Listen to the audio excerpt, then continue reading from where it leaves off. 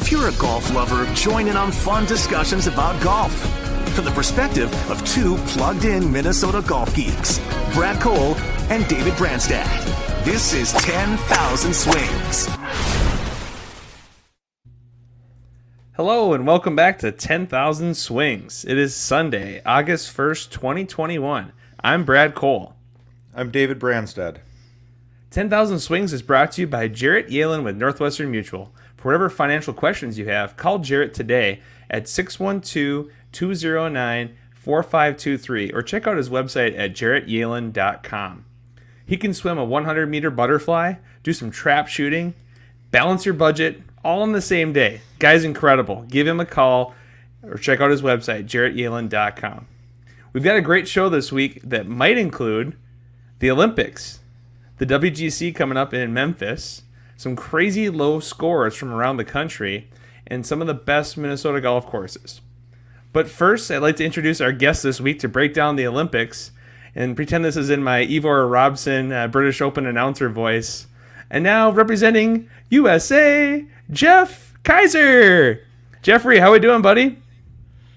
Thanks for that introduction, Brad. Appreciate it. It's nice to be a second guest on your show. Appreciate it. Love this show.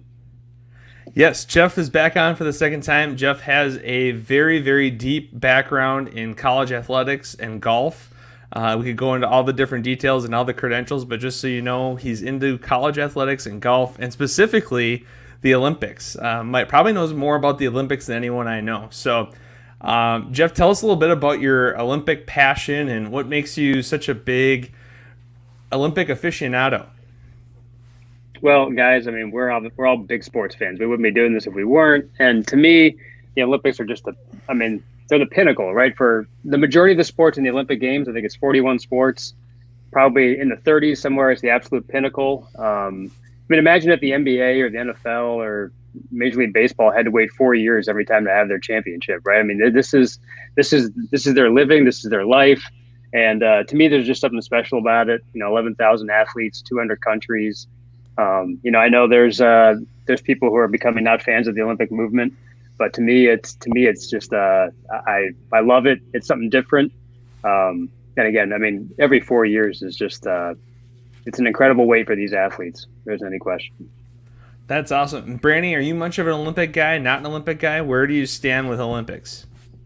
I'm kind of right in the middle with the Olympics. I love the Olympics, and I think every 4 years for me is probably about the right spacing. For it, because like Jeff said, I mean, it throws so many different sports at you.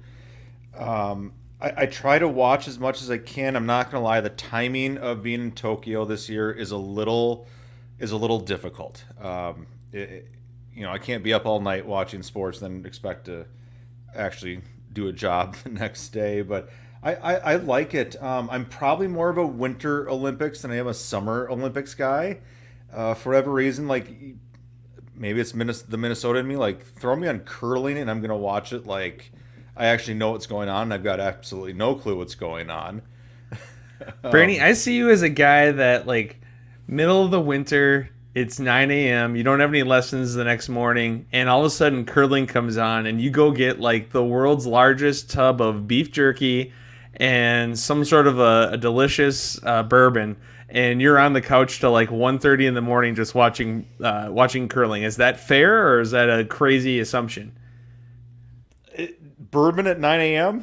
Sorry, 9 p.m. 9 p.m. My apologies. 9 p.m. Like everybody's going to bed in your house. 9 a.m. That was aggressive. But like 9 p.m. You don't have anything going the next morning, so you're just sitting there and you're like, man, I could just snuggle up with a little jerky and bourbon. Is that kind of your deal, or what makes you like curling so much? Because I could see it. 100%. I will curl up with a glass of bourbon at 9 o'clock at night, and I'll throw down with some curling, downhill skiing, some snowboarding. Here's what I will do for Summer Olympics though. I'll do the same with gymnastics, because I think the gymnastics is super cool. What these girls can do off the vault and their floor routines, it's insane. In fact, part of what sparks my attention to this is a little shout out to Jeff and the University of Minnesota. last Monday I took my son out to PJ Flex football camp, and Jeff was kind of showing me around to some of the new stuff, which was awesome. But they did a football dance off, basically, so everyone got to catch a pass and show us your best touchdown dance, right? And there's two kids out there. One of them, a former athlete's son, Matt Anderley's son, James, and his friend. They're doing backflips as their touchdown routines, and I'm like, Ian's out there just kind of rowing the boat, rowing the oars with his football. I'm like, dude, you gotta step this up. Like, they're doing backflips out here. Like, stuff like that's cool. No, I love it. That's good stuff. I personally, so I want to go a different direction with this, but personally, I really like any of the bobsledding type stuff. I get a real kick out of that in the Winter Olympics, and I want to know, and I'll start by leading the way here, but what is your favorite Olympic-based movie? And I'm going to go with Cool Runnings. I thought about Blades of Glory. There's obviously been plenty of other ones, and you could go to the whole different direction with the Tanya Harding movie and out of that. But Keiser, what's your favorite Olympic-based movie? Well, it's hard to top Miracle. I mean, it's just an unbelievable movie. It was really well done. Arguably the most famous American winter sports or winter games moment for sure. Actually, I will tell you, there's another.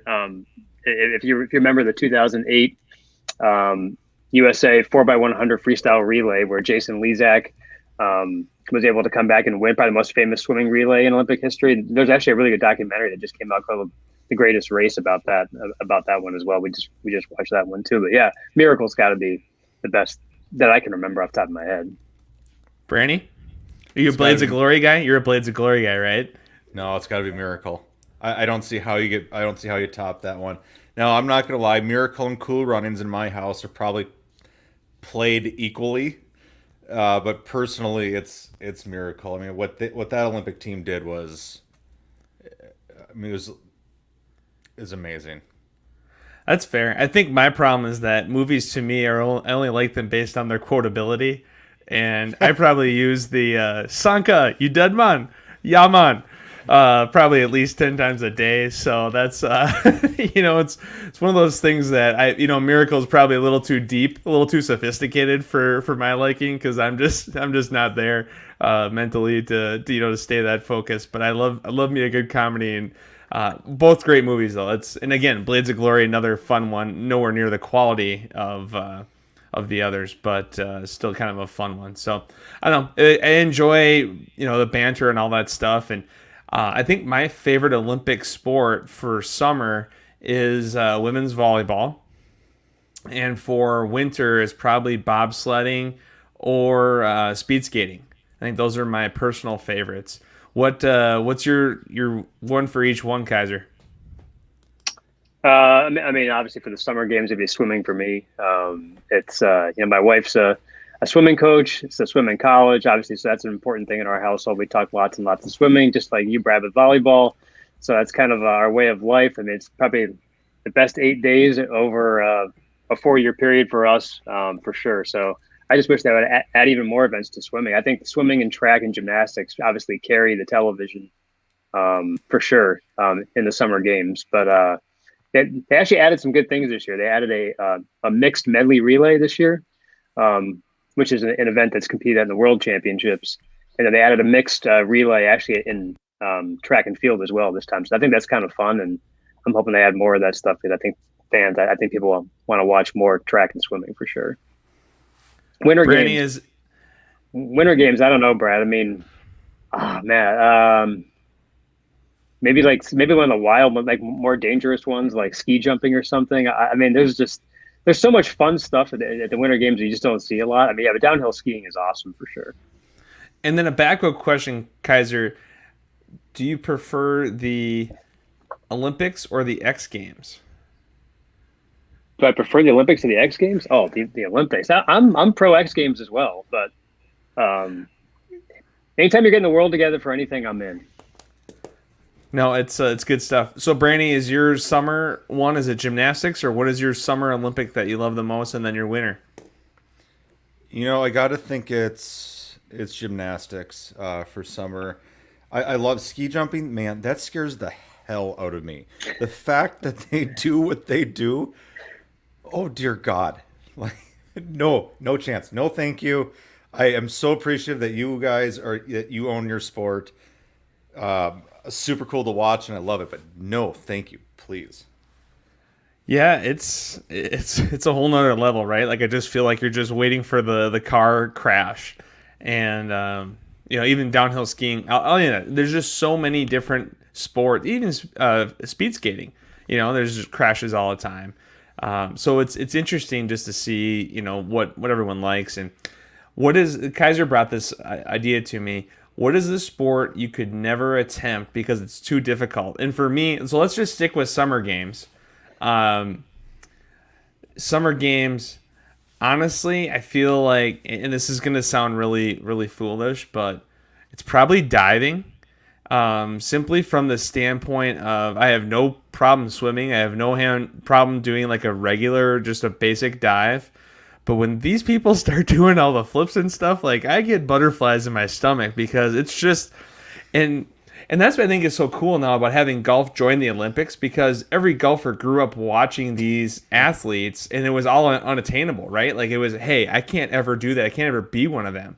And now you literally have guys showing up and they become friends with these Olympians. It's so cool. It's like golf's finally considered to be a sport, whereas for a long time it's like, well, if you can drink and drive a cart, you're not really a sport. And now it's like we're actually getting some street cred here with the other athletes. So that's probably and I know it seems like a weird one, but how about you, Keiser? No, I would love to see Branny in the 10-meter platform synchro event, where you're not only are you having to go off the 10-meter platform doing multiple twists and flips, you're also jumping off of the guy a foot next to you as well. You have to go in at the same time as the guy. That is got to be absolutely no way. I mean, pretty much, honest to gosh, all the gymnastics events, like high bar, vault, rings, it's just not happening. I mean, this is stuff that, your average guy, gal, it ain't going to happen. And then obviously the one I think is still the craziest of them all, like, how do you become a pole vaulter? Like, I think that is the craziest outdoor track. I'm friends with our old track and field coach for that event. I'm like, how did you ever get into this? I mean, it is dangerous, and you just have to have no fear. And for those that don't know what we look like, Jeff is in by far the best physical shape of the three of us. If we were to try to compete in gymnastics, it would essentially, Brandy and I would look like you're watching Old School, and I would look like Wheezy when he's trying to do the floor routine, and it would I would definitely look like Wheezy, and Brandy would for sure look like Vince Vaughn with the cigarette hanging out of his mouth out of the rings. I mean, I could totally see it, and I'm laughing so hard because and again, Jeff's in great shape, and Jeff says he doesn't want to do gymnastics. So if you could only imagine what Brandy and I would look like, this is going a different direction here, but I absolutely love it. Brandy, what's the summer sport that you're just like, there's no way I could do it? Would it be gymnastics, or would it be, what would it be for you? Is all of them an answer? Is that an option? Jeff, whatever the one you called, whatever you said, I actually watched a little bit of that.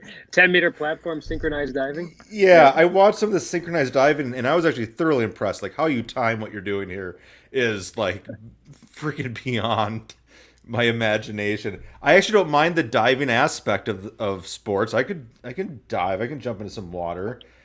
I can't swim fast. Anything with running is out. How about surfing? No. Surfing's a new sport. Skateboarding? If I put my time into it, maybe. But for the most part, it's a good thing we have a golf podcast, because that's my best chance. Yeah. I could just see Branny taking growing his hair out a little bit, getting a pair of Vans or some Airwalks, and just doing some ollies outside on the curbs of TPC Twin Cities, and just really making it happen on the skateboard. I love it. It's fun to talk about that stuff again. Like it's this is so cool that golf is finally a part of this, and it's been so many years where we've been sitting there watching from the sideline. Again, I'm trying to build up this whole golf thing. We'll get there eventually, folks.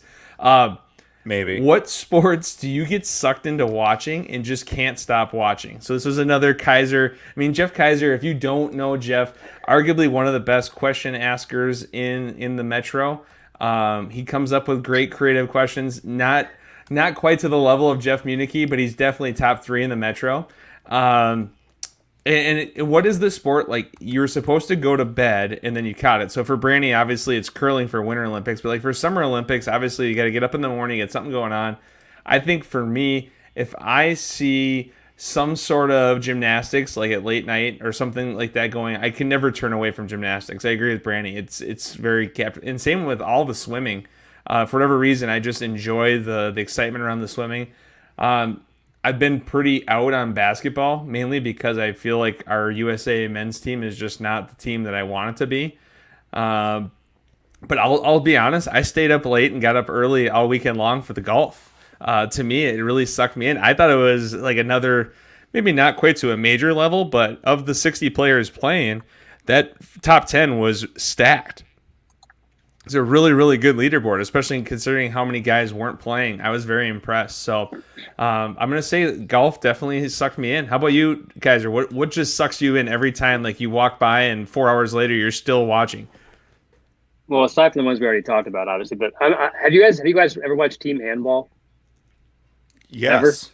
Yes. Okay, it's just this wild combination of like basketball and like indoor soccer. It's a wildly entertaining. They don't really play it here, right? It's just super popular in Europe and some other places in the world. Like you put that on TV, badminton, table tennis, like the kayaking, volleyball. I mean, and honestly, gosh, I mean, even obviously the IOC kind of opening their eyes and adding some of the more growing sports for, obviously I think 3-on-3 hoops and skateboarding and climbing, surfing, some of those other sports. I think that's super, super smart on their end of things. And I'm actually probably most excited for Wednesday and Thursday. Gable Steveson, our wrestler, is competing. So, dial in for that for sure. That'll be fun to watch him go for gold too. So, that's awesome. I probably watched more golf in the Olympics this year than I thought or anticipated that I was going to watch.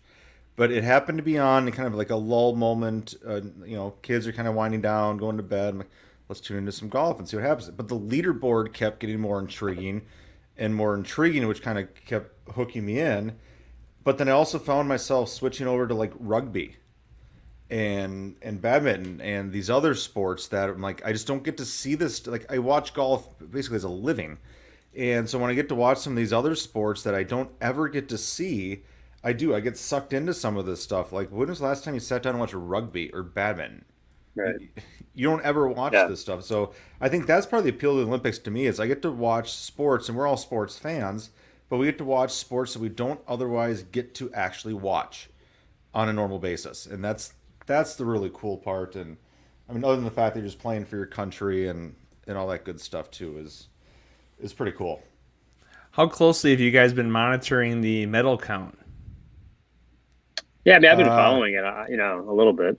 The U.S. is out there a little bit, but it's hey, one quick note for you guys, being Minnesotans love Minnesotans, right? So, how about the fact that Scott County right now has 6 medals between Reagan Smith and Suni Lee, which would put them, I believe, like 18th or 19th overall in the country standings right now. Wait, so you took Wow. a step further than just Minnesota. Wow. Scott County alone I believe has 6 they're all medals. from Scott County.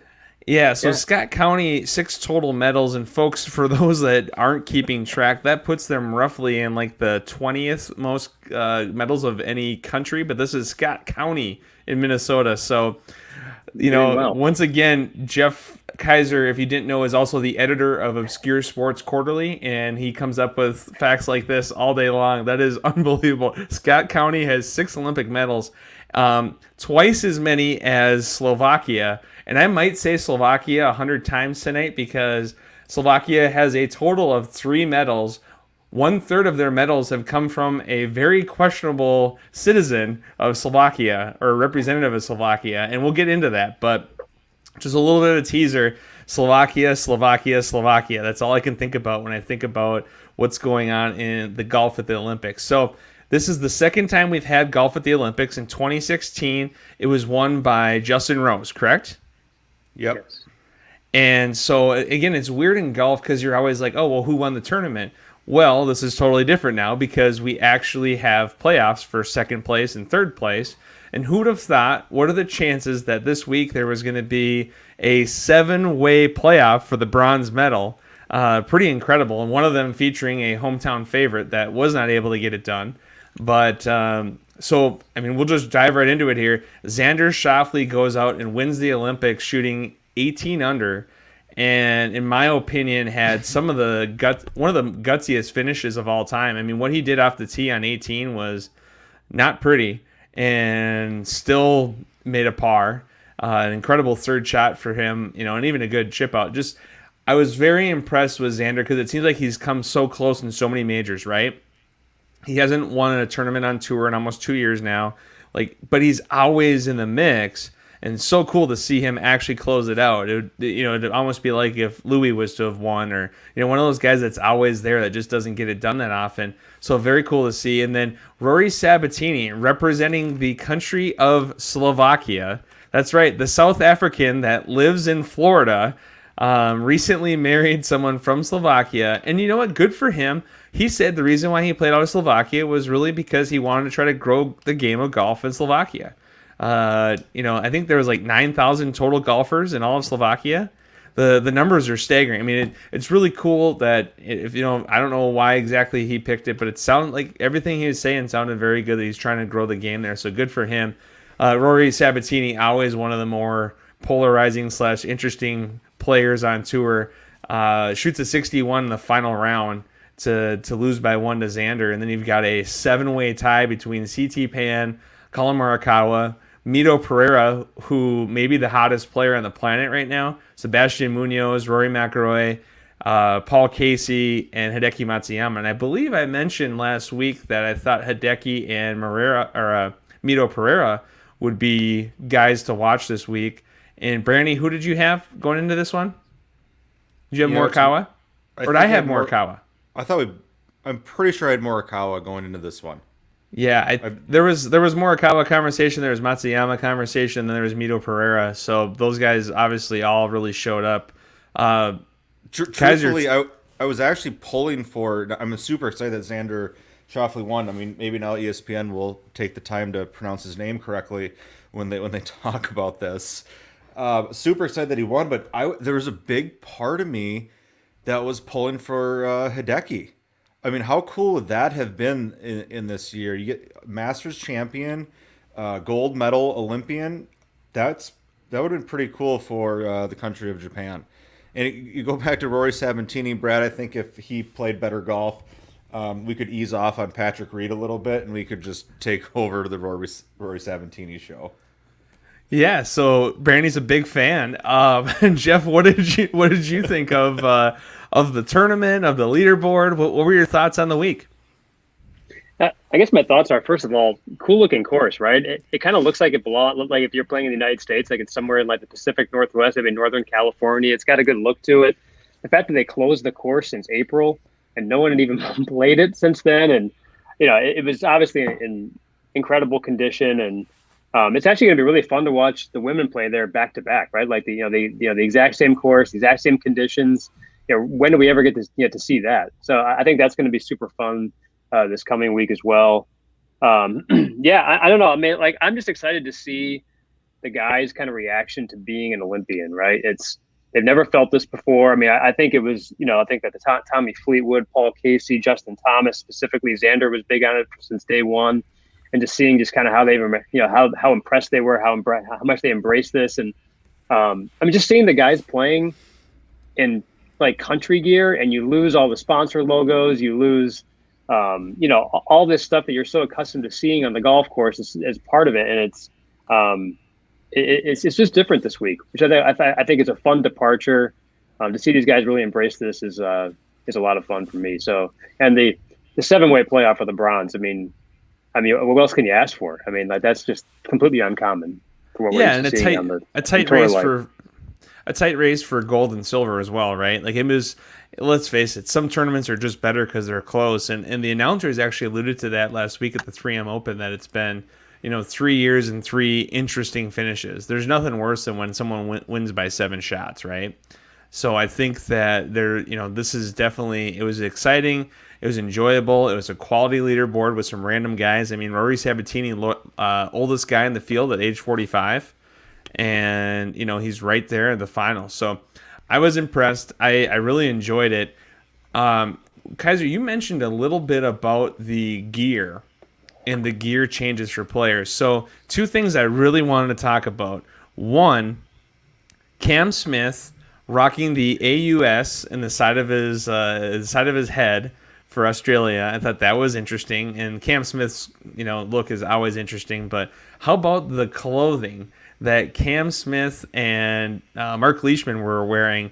That was it went pretty big on social media. What did you guys think of the look that Team Australia had? I thought it was unique / maybe not necessarily a golf look, almost like maybe like a bike look, or just like a different, maybe a cycling team.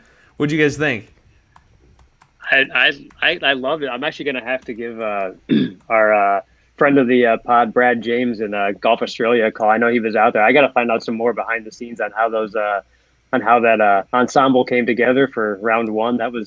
It wasn't quite as crazy the rest of the days, but round 1 was nuts. I mean, I thought the USA stuff looked really good. I mean, I thought Japan stuff looked really good. Some of the rest stuff was a little boring, a little bland, but I think it was cool just seeing the country name on the hats or the back of the shirt. I mean, it was just it was fun. And Rory not wearing a hat was weird. That caught me off guard. So there was a lot of talk about that, and he came out and actually admitted that Nike makes his hats custom for him. So he doesn't wear other hats because of the size of his head. He has to have custom hats, which I thought was interesting. So he went hatless, and hatless Rory tied for 3rd. He didn't get the bronze, but T3, I believe there was a Jason Sobel tweet, and we'll get more to this later, but I believe there's a Jason Sobel tweet about if there's a big tournament, Rory's going to backdoor into something, or maybe it was no laying up, and, Rory with the backdoor T3 didn't surprise anyone, because it's just kind of, he plays himself out of these big events, and then usually, kind of hangs around. And actually this week was a little bit more steady, but I was impressed for how difficult the course looked to me. Minus 18's the winner, and we had a total of 9 guys at 15 or better. Pretty impressive. I thought they played really well, and the course looked good, and it was a really good week for golf. So, Brandy, any thoughts on the clothing or the attire from anyone? I kind of agree with Jeff here. I like the stripped down version of a lot of these guys when it's USA, and that's just, it is what it is. You're playing for your country. It's not logoed up. You're not a paid advertisement for the week. I wasn't the biggest fan of Australia's uniforms and what they were wearing. It was a little loud and out there for me, but I get it. And I actually like the no hat look from Rory. I personally, I wear a hat because I'm in the sun all day, every day, and my dermatologist and my wife would kill me if I didn't. Otherwise, I flat out would never wear a hat if I didn't have to. It's way more comfortable to me, but it wasn't definitely... It was almost distracting for me watching Rory play without a hat, because every time I see him there, I'm like, why? There's no hat. Like, what the hell? Like, I'm watching the Olympics, and my focus is on why isn't Rory wearing a hat? And Brandy, you could kind of say almost similar to the 3M Open when we're watching guys up close on the practice rounds, right? And watching guys on tour wear shorts in a practice round. You can't figure out who they are. It was really hard. Like, it's such a challenge. And again, I agree with it 100%. Wear shorts all day long. Wear shorts on TV. I'd be fine with it. It doesn't bother me. But, it's amazing when there's a little bit of a change. I'll never forget the first time I flew to Ponte Vedra to Tipsy Sawgrass. I was on a flight with a guy from across the aisle, and we were talking a little bit and, talking a little bit about golf interests and this and that. And he's a bald guy, and, whatever. We're just talking, and seemed like a nice guy. We get off the plane, and we go to our baggage claim, and he goes and gets his bags with his wife, and I go get my bags, and he put his cap on, and he put his at the time, Strixon cap on, and it was Jim Furyk, and I had no clue that I had just talked to Jim Furyk on a plane, because that's how much of a difference. Like, has anyone ever seen Jim Furyk without a hat? Like, how about Stuart Sink, right? Like, it's you don't know what they look like, so it's so funny how much it changes everything. I agree with you, Brandy. It's almost a distraction, right? Like, you're like, why isn't Rory wearing his hat? But obviously, he couldn't because of the team commitment and all that. But yeah, it was. Chris Weinhold and I were joking in the 3M Open because I had to keep like the players list up on my phone for the entire week that had pictures of them. Because at some point I'm seeing them not in the character I'm used to seeing them in, and I'm like, oh, crap, I know this person. And so there's me shuffling through my phone trying to find, oh yeah, that's him.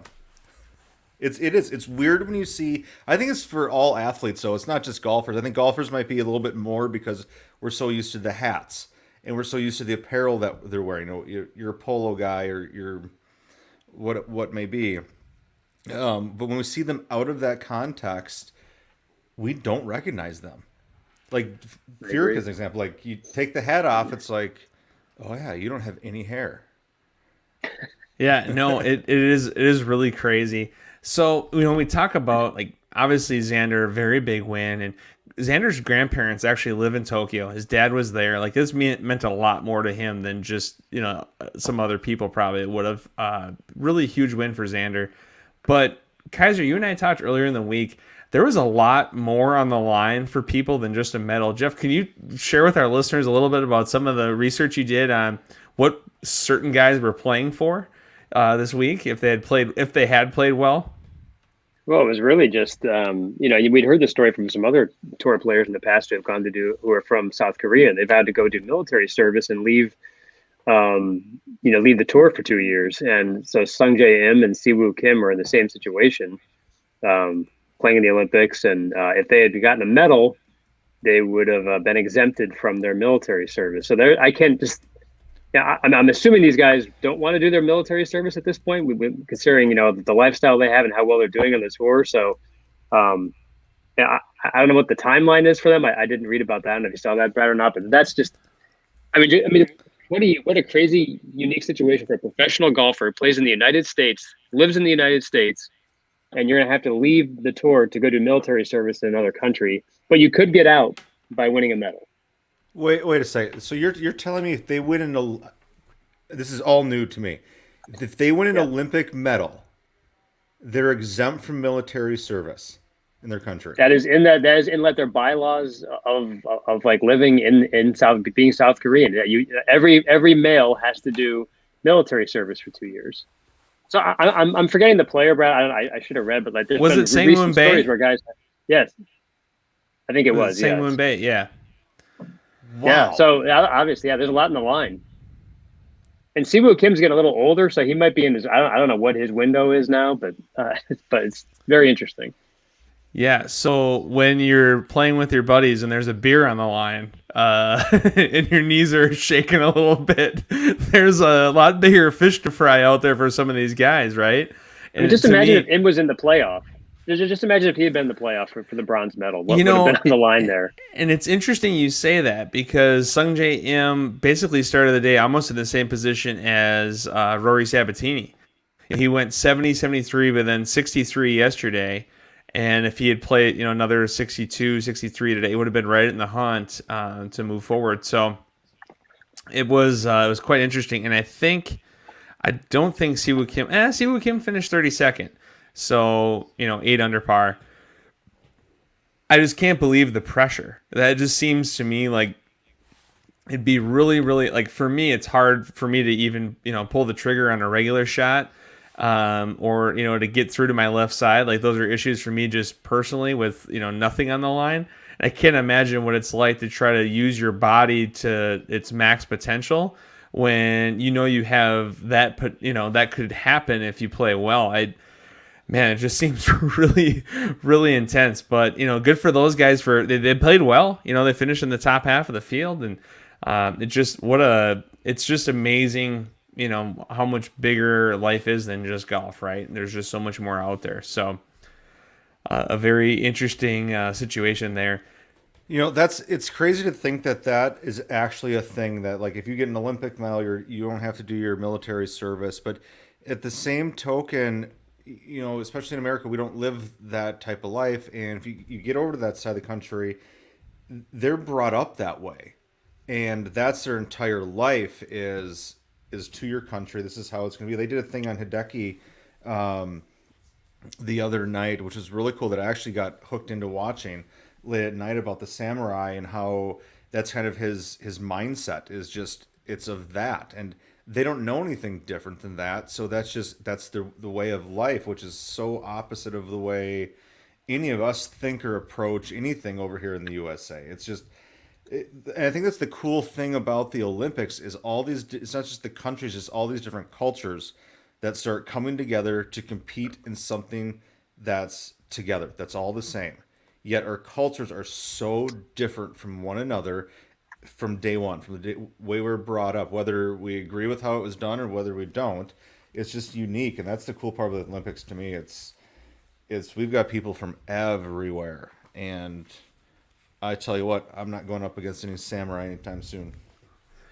It's interesting to think about it. And actually, PXG has given anyone that has had military experience, any military service, they give them, I believe it's a 40 or 50% discount for doing that. So, it's a good time to note that PXG is a sponsor of 10,000 Swings. And if you have done military service for our country or wherever you've been, you can go into the store at in Southdale, and they will give you an awesome discount because they're so supportive of what you've done for our country. So thank you very much for those veterans that are out there that are playing PXG, and those that haven't, feel free to check out the store today. And for the rest of us, feel free to check out the store today. They've got clubs from their Gen 1 clubs to Gen 4, irons, putters, wedges, hybrids, drivers, you name it. A little bit of everything at PXG. And if you don't find any clubs, they have apparel as well. So a lot of good stuff going at the PXG store in Southdale. Go check it out today. So back to the tour, if you will. I guess we were talking more about the Olympics, but on the tour side, we've got a big season still ahead of us. Next week, WGC. So we're kind of down to this like final stretch, and it's so weird to think that there's really no September golf anymore, with the exception of the Ryder Cup, right? And then we kind of start the new shoulder season. But really, everything's happening between now and Labor Day. Keiser, next week, WGC Memphis. My take, Brooks Koepka is going to win this thing. And I don't think he's going to win it by like 1 or 2. I think he's winning by a landslide. I think it's a 4-stroke Brooks Koepka win. JK, who do you have next week in Memphis? Well, I'm actually, if I had to pick, I would take DJ. I think he dominates the WGCs. He's got 6 wins. He's obviously refreshed from a couple weeks off here, but this is an interesting time. I mean, like the Barracuda's going on too. Like I was following the 3M, and I was out there with you guys 2 days, and I think the untold story about what's left of the tour season, obviously in addition to the playoffs, is these guys just grinding to keep their cards, right? This is nuts right now. I mean, I was just kind of looking, if you fall outside the top 125, you basically get 1 week off, and then you're into the Korn Ferry finals. Like, think about the stress associated. You just played 28, 30 events. You're gassed. You just played the Barracuda and the Wyndham coming up the week after, and then you got to head immediately to the Korn Ferry finals. And there's just, Rory Sabatini's 138 on the FedEx Cup list. He's going to be in the Korn Ferry finals, and he just won the silver medal. Like, Fowler's 125 grand. He's not going to lose his card, obviously, but I mean, like, Patrick Rogers 126, Vijayas 127, Chesson Hadley, you think he's probably just fine, right? He's 128. Fleetwood 133. Our guy Eric Van Rooyen 139. And those are some of the bigger names. These guys are just absolutely grinding it out. And to me, that's like such a compelling story that I wish you hear about now and then, but it shouldn't just be the Wyndham week when you hear about this, in my opinion. In addition to the WGC being an awesome event, it's going to be like 110 degrees out there, by the way, in Memphis too. Well, and by the way, though, with all of that said, Jeff, and I completely agree with you, there's such untold stories going on. The European Tour has no Q school this year. There's all the Korn Ferry Tour this year is the #1 tour on the planet, and you have everybody on the world trying to qualify for this. It's such an I just had this conversation today with a guy. It's such an oversaturated market when it comes to good players trying to get in, because it's just, we're still in a weird time with all this COVID crap going on. And so tours are being canceled, Q schools are being canceled. So everyone is trying to lobby themselves and play themselves in for these Corn Ferry spots. And the Corn Ferry money over the next 3 years is going to be double what it is now. Thankfully, the PGA Tour kind of realized that and stepped it up. So all of a sudden, the competition you've got at the Corn Ferry level is holy cow! You've got to be an elite golfer, and you've got to play out of your shoes just to get onto that tour, not alone the PGA Tour. No, for sure. And I think that the Barracuda this week is going to be won by Mito Pereira. And I think Mito Pereira is going to run the table here and make it to the PGA Tour. This guy is on fire. He won 3 times on the Corn Ferry this year. Then he took, I think it was 5th or 6th at John Deere, 5th or 6th at the TPC Twin Cities. He took finished T3 at the Olympics. I mean, this guy is just rolling his rock right now. He's killing it. And I think he's going to go win at the Barracuda because I think he's like 170th on the FedEx Cup standings for the season. So, this is a guy to keep in mind. 178th, excuse me, Mito Pereira. I could see him, trying to make a push here. And that's what's tough when, you've got guys that are maybe 115th and they get through and they haven't done anything in 3 months. And you got guys that, literally came out of nowhere and they should already be in the Tour Championship because they played so well the last month. It's fun to see this because it's really who's hot right now. So a lot of it, what it comes down to. So, Keiser, who's your take for Memphis and who's your take for Barracuda? Because I'm taking Brooks and Mito. Yeah, I'm DJ for sure for that, and I'm hoping for our guy Tom Lewis to finally put 4 rounds together at the Barracuda and see if he can keep his card too. And for those that don't know, Jeff, we talked a bit about on the show. Jeff's brother Brian Keiser made it to won the section championship, got to play at the Travelers by winning that event, and at the Travelers made some new tour buddies. And Jeff went out and caddied in the practice rounds and is actually sporting a Travelers Championship hoodie right now, and became friends with Tom Lewis. And Tom Lewis is a guy that, again, you've seen him at the top of many boards, but he's out there just grinding. And where is he at in FedEx Cup right now, Jeff? Is he 150 or where's he at? Around 150. Yeah, his world ranks in the 80s, but yeah, his FedEx Cup rank is in the 150. I mean, that just shows to Brandy's point, how many talented players there are. I mean, Tom Lewis hits the ball as well, if not better, than pretty much anybody I've seen in person. It's remarkable, and he can't put forward. He's making cuts, tons of cuts. But the point system, if you're not finishing in the top 15, 10 on a regular basis, it's extremely difficult to move up the standings. He finishes in 40th to 70th a lot, doesn't he? I feel like he makes the weekend and he just doesn't have an outstanding weekend. Is that kind of has been his story? Yeah, I think so. So, Brandy, who you got in Memphis and who you got on the Barracuda? I'm gonna side with Keiser on this one. I like DJ. I, for whatever reason, just think he's been kind of laid back lately. Obviously, he was at the British. Whatever you want to call the 3M Open was for him, depending on what side of that you're on. Little time off. Something to play for. I really like DJ in that. And then, you know what? I like Han. Han's been playing some good golf this year, and he might get a field now that's a little, I'm not going to say easier is the right word, but you don't have the stars there for it, and he can compete with the best of them. So I'm going to go with James Hahn as well. I like it. That's a nice pull. And it's a good time for our listeners to know that when you do go out and get your tour card and you have something to celebrate, or you get to stay on the tour again for another year, go out and try a Corona Premier. Corona Premier is a sponsor of 10,000 Swings, and it's a wonderful light cerveza. 90 calories, 2.6 carbs. Think of regular Corona, but you don't need a lime. Just very, very, very refreshing. We're down to 75, 85 degree days right now, so you could probably have a few and have no problems. And Very, very nice light summer drinking beer. So Corona Premier, try it out today. So sorry, as we get back to, we're talking about guys playing well and how hard it is to make on these different tours. I saw an article today and it blew my mind. So there's a kid in Oregon, 13 years old. His name is Davis Hartwell. This kid shot 58 this week. 58 as a 13-year-old.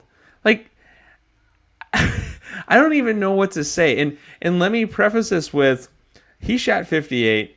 A mini tour player / caddy, guy named Jared Hack, all-time great golf name, shot 57 this week with a 26 on the front.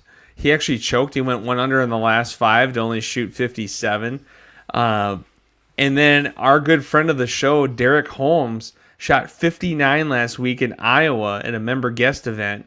And, some people wanted everyone to know that it was a 5,900 yard course, par 71. I just want to let you know that's what Rum River Hills is from the tips, and I don't shoot 59. So congratulations to Derek for shooting 59. Davis, 57, 58, the 13-year-old, and then Jared Hack, 57. What is going on? Like, dude, our course is just playing really fast and short because of the drought. Like, what is happening with these scores?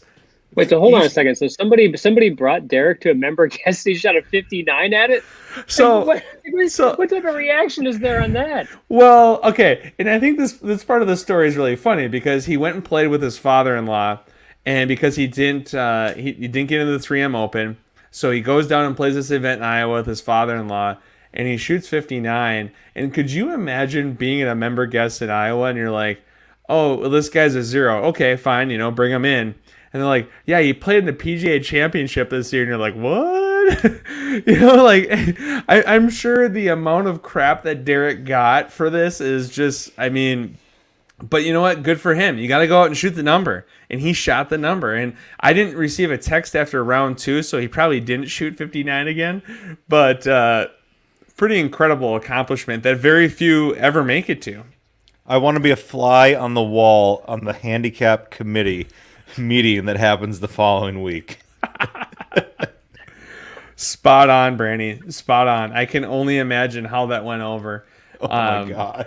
But it's the scores everywhere. So Jeff, do you think this is a byproduct of courses playing really, really, like they're watering the greens and not the fairways, and so instead of guys having 8 irons in, they're having pitching wedges. They have a pitch in, or what do you think the reason is for all these low scores? Is it drought related at all, or is it just kind of people are just spending so much time playing golf that they're getting good at it and they're lapping all of us?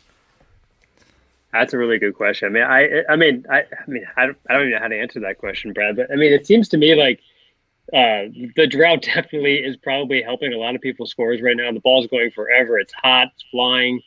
So there's a lot more wedges in people's hands for sure. But I'm sorry, though. 57, 58, a 13-year-old.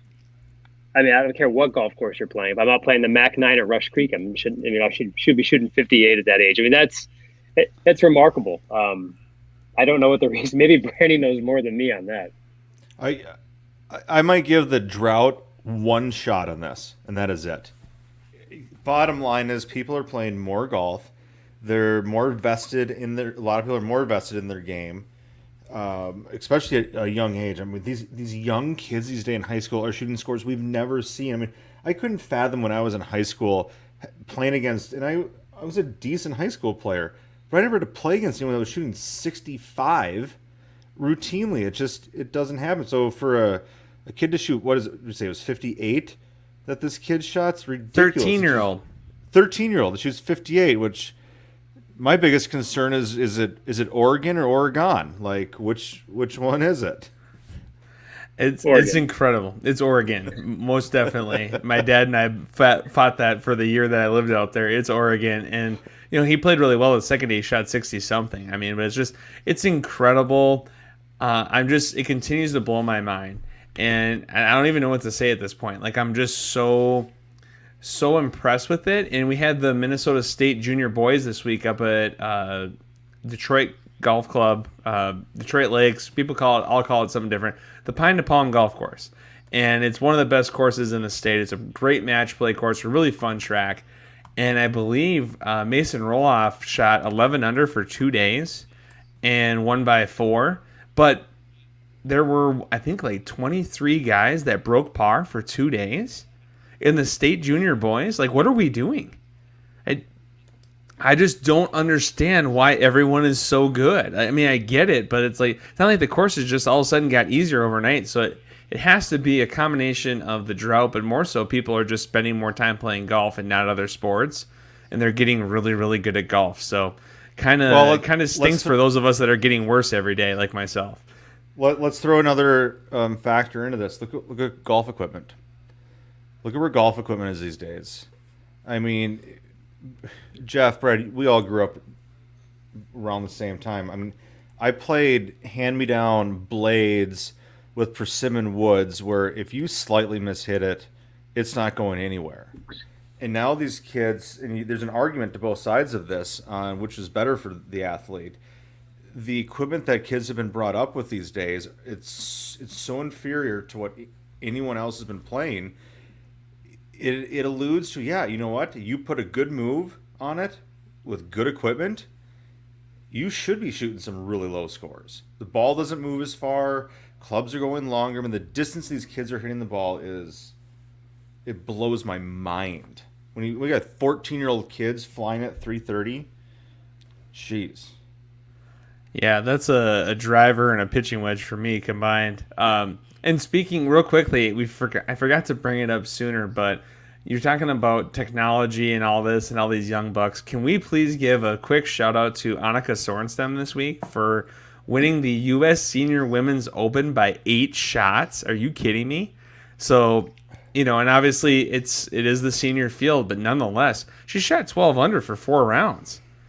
I mean, how impressive is that? And that it goes to show you, and that's what's kind of cool. When you have Rory Sabatini and these other, Stuart Singh's had an awesome year. There's plenty of people that are going later in their career and still doing well. So really fun to see.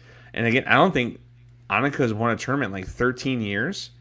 2008, I believe, was her last win. So pretty impressive. Yeah, actually, Brad, I almost forgot if any of golf crazed people want to go out and watch live golf, you got the Land O'Lakes Legends Classic at Meadows that Michelle Redmond's putting on this week out of Meadows too.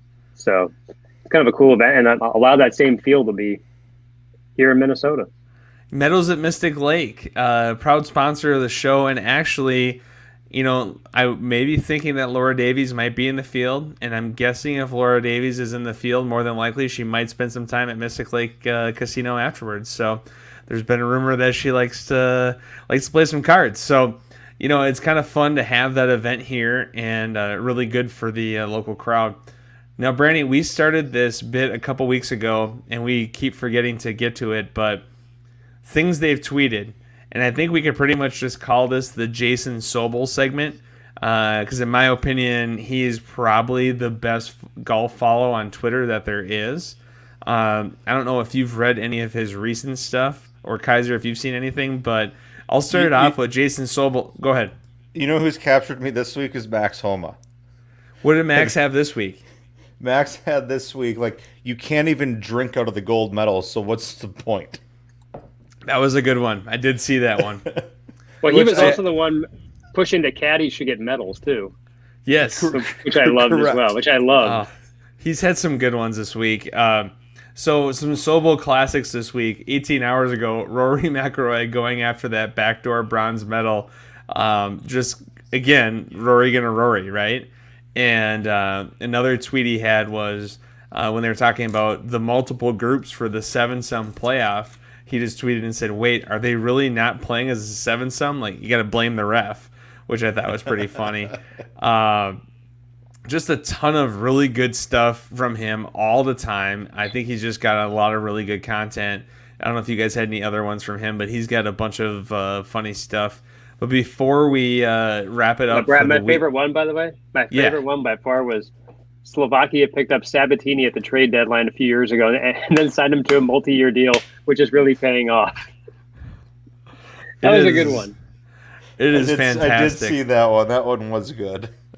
It is fantastic. And again, before we kind of wrap up the show this week, Jeff Keiser has something that's been on his mind a lot, and we're not going to give it as much time as we need to give it, but Jeff Keiser wants to talk about his golf pet peeves. And you know what? I think he's right. The hard part is all of the things that he's going to say are pet peeves are all things that I do on a regular basis, so it's good we actually haven't had a round together this year. I'm sure he's going to talk about, multiple waggles over the ball, being angry at a bad shot, all the, oh, my back hurts, all the different things that I use on a regular basis. I'm sure he's got. But Keiser, what is your top list of things that just drive you nuts on the golf course? Well, I can't wait for Brandy's input on some of these. So I'm playing golf last night with good buddy Tony, which, by the way, he just went and played Kapalua, and he comes back wearing all pineapple shirts, by the way. So, he has to, show everybody that he was wearing, he bring only pineapple. He's wearing pineapple socks. I don't know if that's, I guess it's cool, obnoxious. I don't know what you want to call it. I think first of all, last night, Rush Creek, great golf course. It's beat up. Everybody was, I've never seen so many ball marks left, traps not raked. Take care of the golf course. You just spent money to go play a nice golf course. Take care of the golf course. That's probably number one for me personally.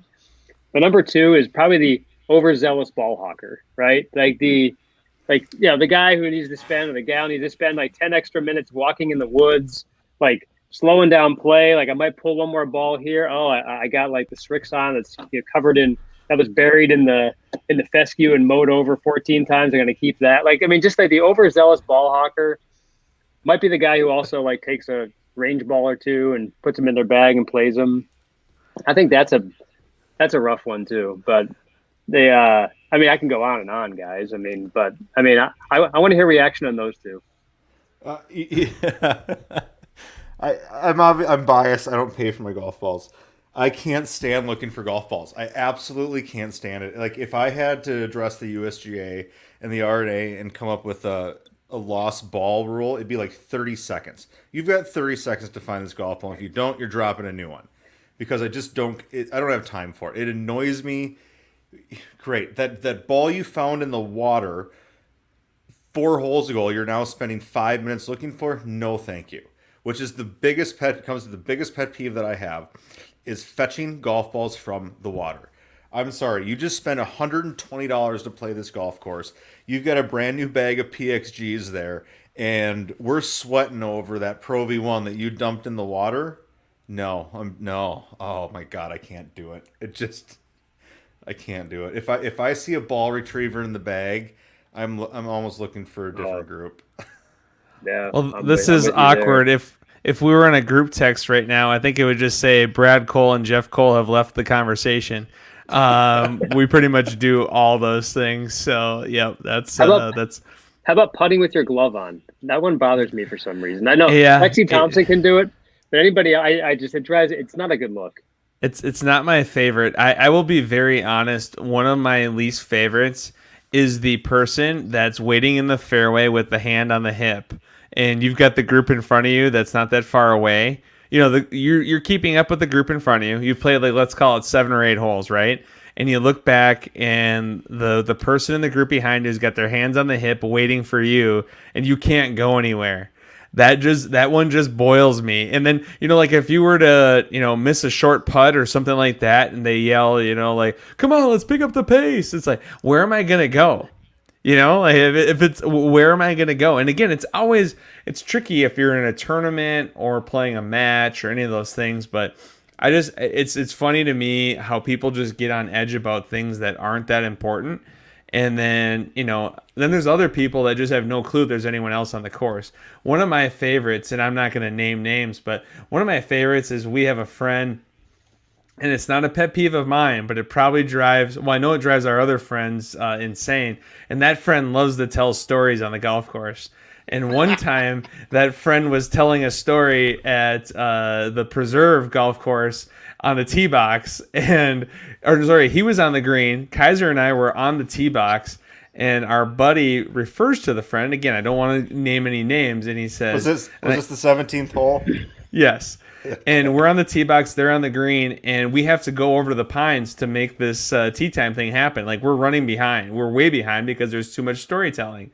And the friend that was playing with us said, and I quote, because I looked at him and I go, do you think that player X on the green has any clue what time it is? And the other guy that was in the group with myself and Keiser goes, there is no way that player X could guess within 2 hours of what time it is right now. As player X is on the green holding court. And I love player X, is one of my favorite people in my entire life, but other people do find it to be a major pet peeve when he tells stories on the golf course, and it just makes us giggle because it is what it is, right? Like, none of us are actually going anywhere or doing anything important, but it's amazing how much stuff bothers us, and amazing how many of the things that bother us we actually do ourselves. Like, 20 of the things that I would consider to be my pet peeves, I do, for sure. Like, I'm the guy that, and I'll own it. I need to own it because that's how this thing works, right? But it's just amazing how funny it is. You're like, oh, I really dislike that. And it's like, well, wait, I do that,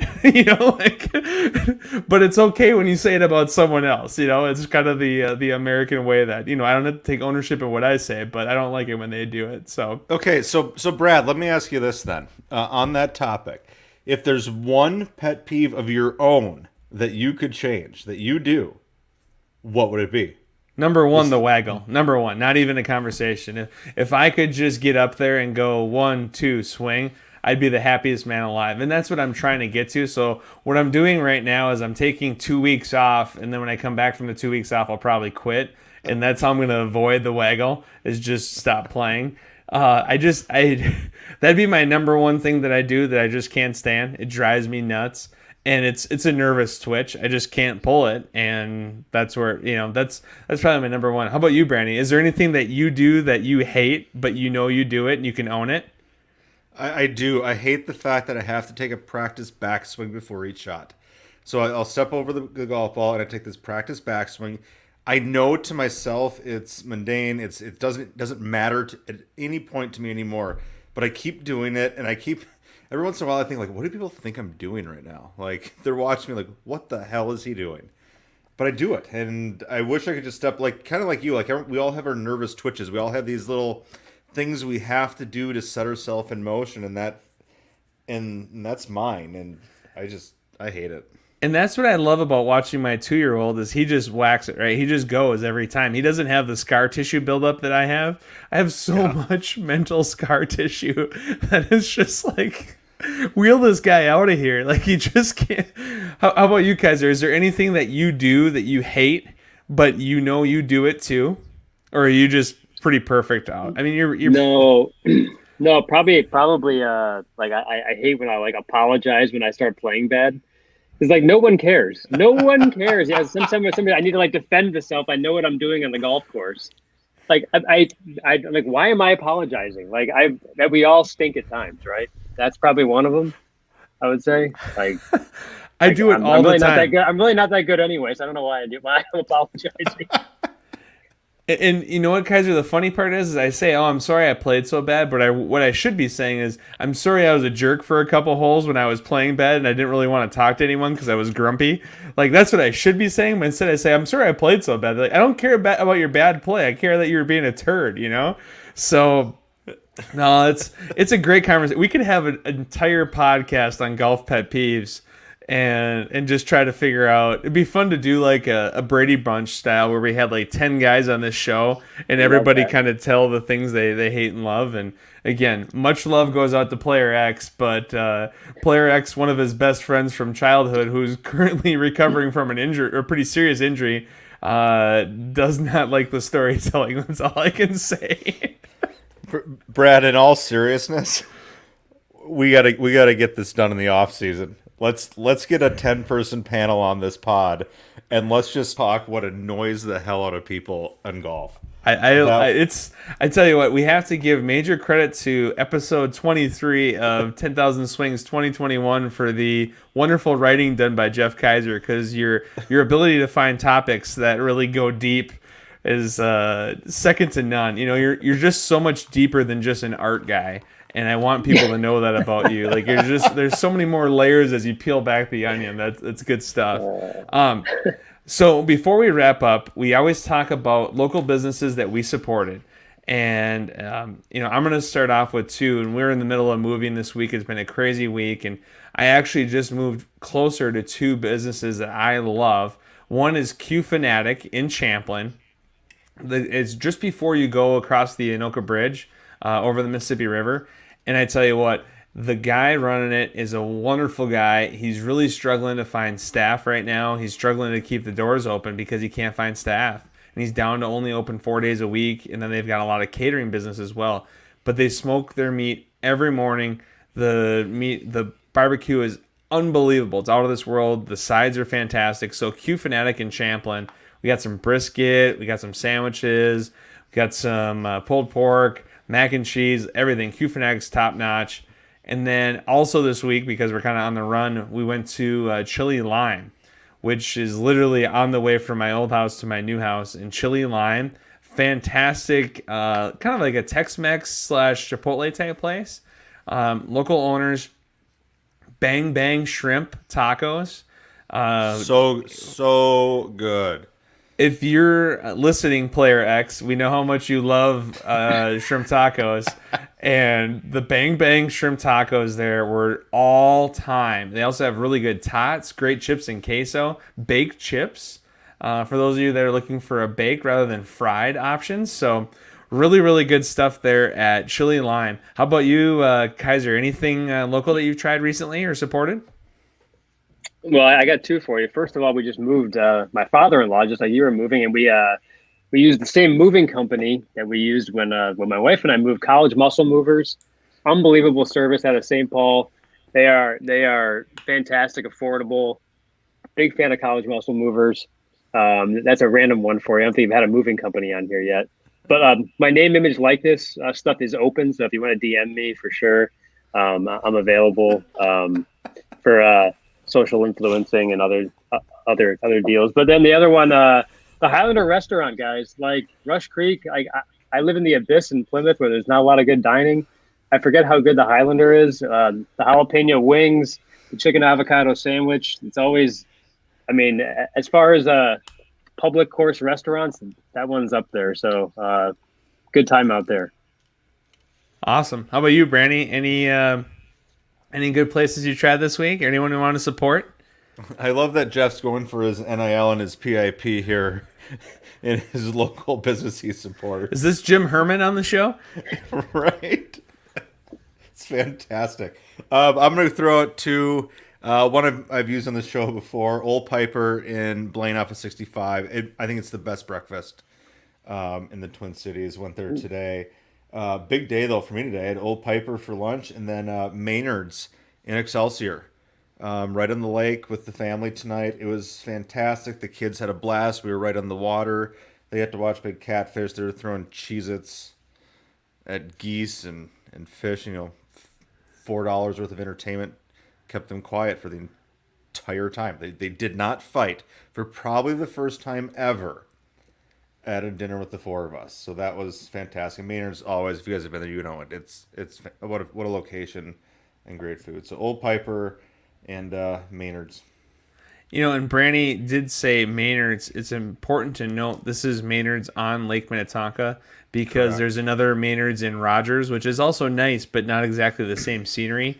So you've got that one overlooks Highway 101 rather than this one, which overlooks Lake Minnetonka. So it is important to note that you're going to want to go to the one that's further south on your Google Maps. I tell you what, it's so fun to see all of these restaurants just crushing it right now. It seems like so many places are doing so well, and I know it's tough. I know it's tough to get staff, but it seems like everyone is making a great effort to go out and give as much business as they can to these local businesses, and we really love to see it. So really good stuff there. Can't thank our guest, the Olympic guru, Jeff Keiser, enough for all of his knowledge, all of his wisdom. There was several times that Brandy and I both had our eyes open pretty big because we didn't know information that was being shared. So thank you, Jeff, for all of your wisdom. We appreciate it. It's always great to hear your voice and see you rocking some Travelers Championship PGA Tour gear. That's pretty awesome. So thank you for coming on. Thank you. We'd like to thank our sponsors, Jarrett Yalen with Northwestern Mutual, PXG, Parsons Extreme Golf, the Meadows at Mystic Lake, and Corona Premier. Thank you so much for everything you do for us, and you can connect with us as always via email at 10kswings@scorenorth.com. Please subscribe to our show wherever you get your podcasts, Apple, Spotify, Score North, and give us a 5-star rating. For episode 24, we will be live from the University of Minnesota Golden Gopher Golf John Moody practice facility with the U of M coaches. So a pretty special week next week, another 10,000 Swings live episode. So look forward to that. And until next week, friends, I'm Brad Cole. I'm David Branstad. Cheers.